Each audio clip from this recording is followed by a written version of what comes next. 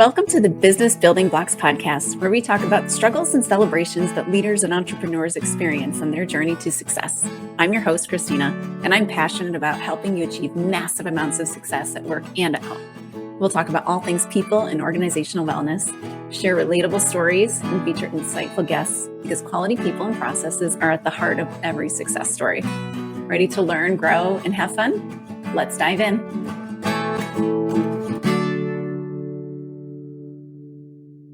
Hello, and welcome to the Business Building Blocks podcast. I'm your host, Kristina Schmitt. Today, I'm going to talk about something that we'll say is near and dear to my heart, not because I like it, but because I have fallen prey to it many times and needed lots of help with it, both my own help, other people's help, everything else. So what I'm going to talk about today is how to deal with problem employees. And I am putting quotes around that. If you're on the video, you can see not only my updated background, but problem employees is quoted. And the reason I am quoting the problem employees is because what I want you to stay away from first and foremost with this is labeling them as problem employees. They may feel like problem employees. They may meet every definition in your brain that you've created as a problem for you.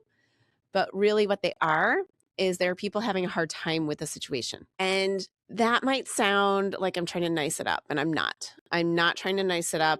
What I'm trying to do is I'm trying to get to a reality here that people are not inherently good or inherently bad. They're not wholly good, wholly bad. What they are is they are having a hard time here or not performing this task or this behavior the way that you want. So let's get away from that mindset of this overall label. So it will happen naturally, and it happens all the time. Like, even though I talk about it, I still do it, but it happens naturally because that is what our brains are wired to do. This is the reason I share with you these behavior models all the time, is because when we can bucket and label things, it makes it easier for our brain to process. And that is a neurological shortcut that our brains will take naturally, because if we had to nuance everything or actively think through everything, we wouldn't be able to function.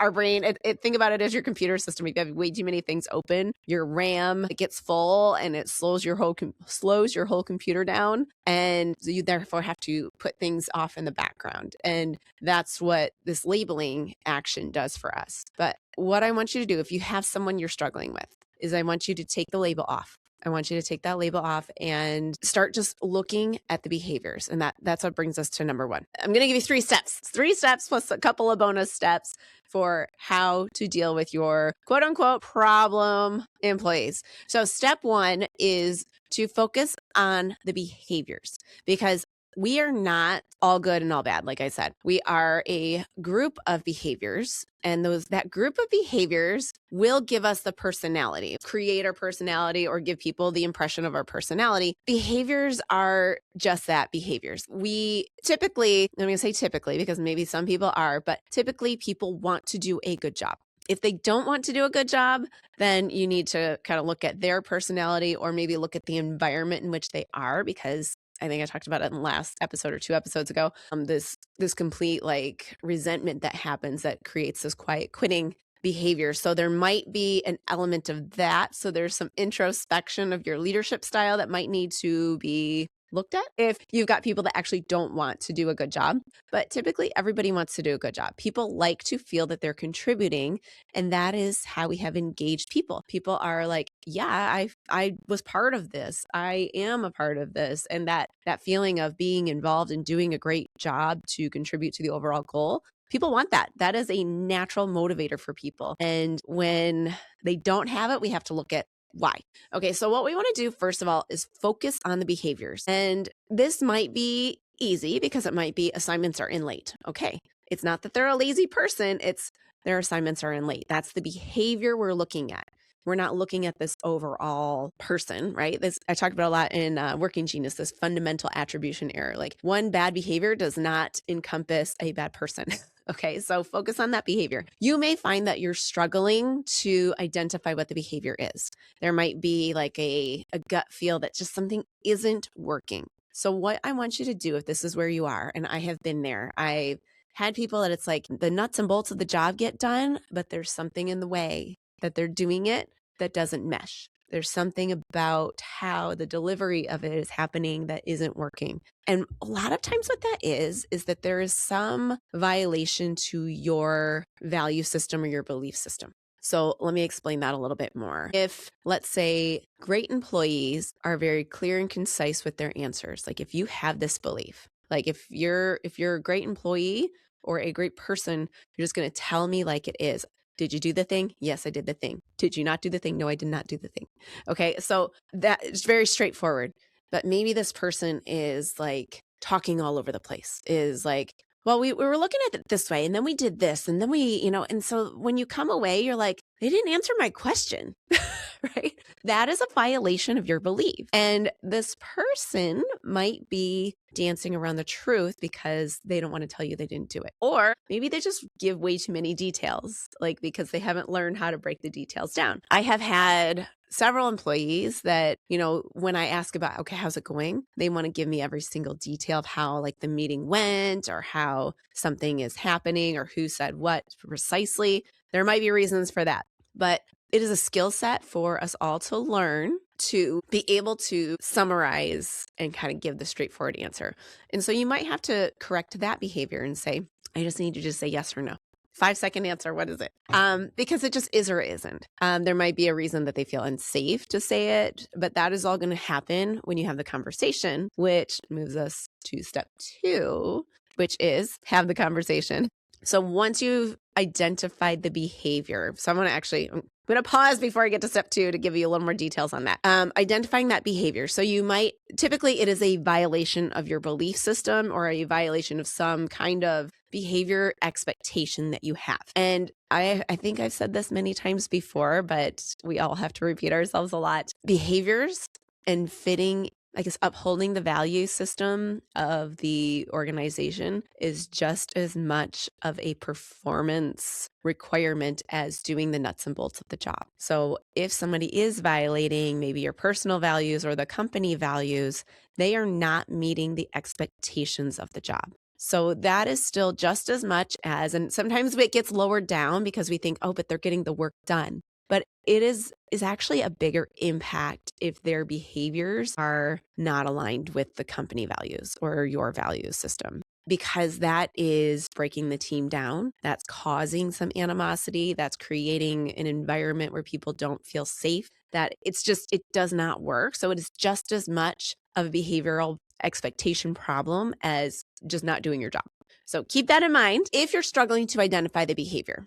A lot of times when you're in it, you get these feelings of things happening and it's hard to name it, right? Because we need to name things. We need to be able to label them, but not as whole persons, but the behavior. We need to be able to say what it is in order to clarify it to the other person so they can fix it and really be able to talk about it. So what's going to help you with that is to be able to start breaking it down. I am going to strongly suggest either writing it down or finding a third-party person to objectively look at this with you. Because when you're in it, it's hard to see. So writing it down can help, but sometimes that might take longer. Sometimes you lose the thought in your head as you're writing it down. But if you're stuck, just start writing, right? And you will get some level of clarity there. But what's better, because somebody might be able to ask you a question that you won't even see in your own writing of it, but to be able to talk it through with somebody. So some suggestions are, if you're a big enough company that you have an HR resource, that is a fantastic way to do it because that's kind of their job sometimes.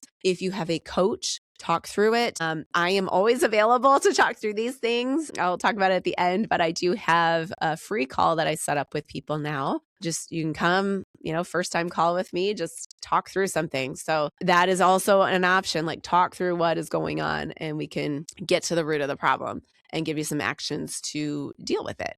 But having that third-party objective person allows them to start to see some of the behaviors and start to hear what you're mentioning and the things that are bothering you.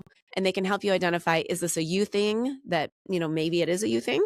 Or is this a them thing? And help you to see, okay, what are my next steps that I need to do? Or how do I need to more clearly clarify my expectations in terms of a culture or behavioral sense so that people can then uphold them? So that is a very huge, huge part of it. So if you're having troubles, get that third-party objective person or write it down and read through it. So step 2. All right. The step 2 is actually have this conversation. And I've done several episodes where I talk through this, but I'm going to talk through it again because the more we talk about it, the more we hear it, the more likely we are to do it. So once you've identified what this behavior is, have the conversation, and it should start like this. When I'm having a conversation, I expect this, right? And state that expectation. Or when I assign a task, I expect feedback, directly. Or when I am asking how something is going, I expect it to be a very brief feedback. I don't need all the details, right? Like that is clearly stating the expectation. Okay, so state your expectation, state what you're observing. When I ask, I get a lot of detail. I get too much detail, and then I come away and I still don't have an answer. Okay, so just very clearly state what the struggle is, or might be an attitude way. When I assign work, I expect people to say, okay, and maybe ask some follow-up questions if it's unclear, but to do the work. But just state what it is that you've clearly identified, and then say, let's talk about this. What are your thoughts on this? Just open the conversation up. Sometimes this person might have a lot of nervousness to open up, especially to their boss, their leader, their, the owner of the company, whatever it might be. So you need to kind of make it safe and just say, look, you're a great person. I want to help you. This is going to help you at work. This is going to help you in life. And open it up, make it safe. So it might take several conversations and proof that it is safe for them to be able to quality open up. But ultimately, when you're having this conversation or problem solving, you're getting to the root of the problem. Like, what is it that is causing this? And again, with this several layer conversation, it might not be the root cause. But what you'll do is you come up with what the potential reason is. And then you'll come up with a solution for that reason. It might be,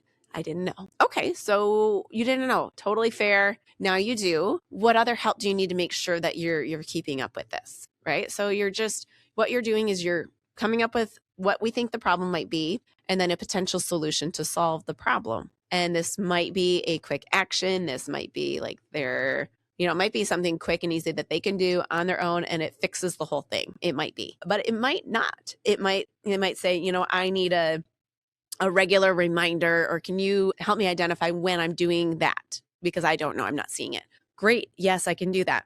But you have to do that, right? You have to actually do that and then follow up. So this brings us to, let me finish this before I go to number 3, because everything leads to the next step already so easily. Once you set this thing, because there is a high-ish likelihood that you might not have the real problem and you might not have the best solution. So what you're going to do is you're going to continue to say, okay, well, the last time we said this would fix it and I'm still seeing it. What might else be causing it? Or start digging in again. So several layers. We are onions, right? We have layers. We've been watching Shrek at my house again. We have layers. So you might have to do that several times. So this again leads us to step 3, which is document and follow up. So as the title of this episode, topic of this episode has shown us, this is somebody we have labeled as a problem individual. What that means is that we are likely at the point where we start to document, and documentation comes in when we're looking to move to an escalation sort of step, AKA letting them go. Okay. So it can happen before, and it's a good practice to do it. But even if you're not there yet, even if you're saying, I don't want to fire this person, still document, because number one, it helps both of you. That is the reason. Yes, it shows a consistent sort of discipline level if we have to escalate. But number 2, it is so helpful, because let's say you did come up with the one problem we think it might be and the one solution. Now you've written down what you thought at that time. If you've ever worked with somebody who's really good at scope creep, sometimes those things change, or sometimes we try to stretch the goal into something more than what it is. So this documentation can let us refer back to that to make sure we haven't scope creeped the action or scope creeped the problem that we're trying to do, and we're not just still trying to solve this thing that we just continue to add more layers to, because we like layers. So make sure that you write it down and then you refer back to it. So a great way to document is have this conversation, write down exactly, okay, this is what we think the problem is, this is what we think the solution is. So write that down together. And then you, as the boss, as the leader, go and write an email. And if you have HR, CC HR, but just write an email. Hey, I just want to summarize our conversation. We said this, and this was the issue, and this is what we're going to do about it. And we agreed that this is our next follow-up date. So that follow-up part. So don't skip these 2 steps. Don't skip especially the follow-up step, because when we don't follow up, This is when things fall off. And when we don't follow up and we allow things to fall off, this is what degrades everything we say. If we have given feedback before and not followed it up, then our feedback now becomes less important, less actionable, and people are going to not fix it. So please do this step 3, because this is going to be the thing that helps. The other 2 obviously help, but the step 3 is the part that makes everything continue to happen, because when it doesn't happen again, you then repeat. You make sure you've got the behavior identified. You address the same thing. You say, we said this before. It's not happening. Remember, see here our documentation, we wrote it down and it's not happening. What's going on? So now you're problem solving again and you're repeat. So that will then eventually either lead to fixing or escalation, or they might leave. Okay. So those are 3 very real possibilities of what will happen if you do this. Every solution or every consequence of this is better, because if you are suffering under someone that you feel like is a problem child, a problem employee sort of thing, again, we're not labeling them, but if you feel this way, it is draining them, it is draining you, it is draining your team, and it's not good. It's not good for any of us. It's not good for your business. So all 3 of these consequences, whether we see improvement, it leads to escalation, or they leave, are all better than where you are today. So let's stick to it. Let's do these 3 steps. Now, this is I'm going to call this step infinity, because this is the proactive step. If you want to not have problem employees anymore, then the one thing that you can do is to address problems as they come. It might seem petty, somebody in their first week who is, putting out a report wrong. It might seem like, oh, they'll figure it out.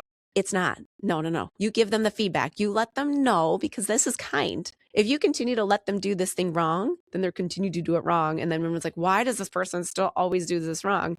And it's because nobody corrected them. So when you see it, address it. People might find this a little bit annoying, but eventually they'll stop doing it. So we address things real time, and then we don't get here. Because ultimately, if you have somebody who you're now labeling as a problem employee, the truth is that they have had several instances of behaviors that have gone unaddressed, or addressed and not fixed, or not followed up upon. So those are both bad and create a problem. So now this is my bonus step for you, or my bonus, help for you, my coaching moment for you. If these steps feel hard, if it feels hard to address problems in real time, if it feels hard to break down the conversation or break down the behavior and find the behavior to have the conversation and to follow up on the conversation, if these things feel hard, this is a behavior that needs addressing. And I'm going to help address that for you right now.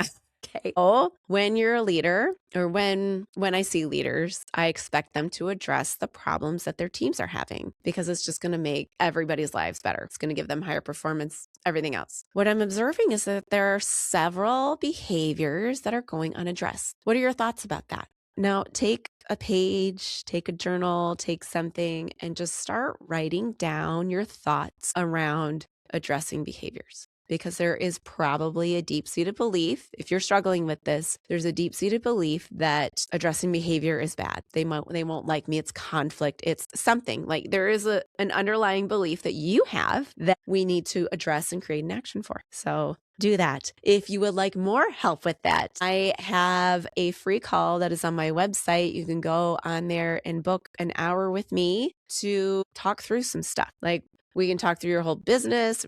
We can talk through this specific problem, but what we'll do is we'll figure out what's going on and we'll give you some action steps to address it. So hop on there, grab that free call. And if it helps, and we want to continue to work together to make your business even better and more successful than it already is, then fantastic. That is wonderful, because I love to help you. That makes my enablement genius just go yay, and I love it. So if you found today's episode helpful, or you know somebody who would find this helpful, then pass it along to them. Like the video, leave a comment, leave a review on your favorite podcast app, and let everybody know that we can address these quote unquote, these problem employees together. I hope you enjoyed the episode today, and I'll see you on the next episode of the Business Building Blocks podcast. Thanks for tuning in to the Business Building Blocks podcast.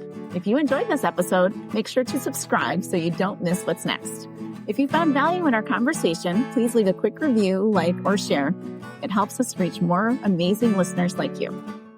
For more resources and insights, visit KristinaSchmitt.ca, where you can find tools and support to empower your leadership journey. Thanks again for listening, and we'll see you in the next episode.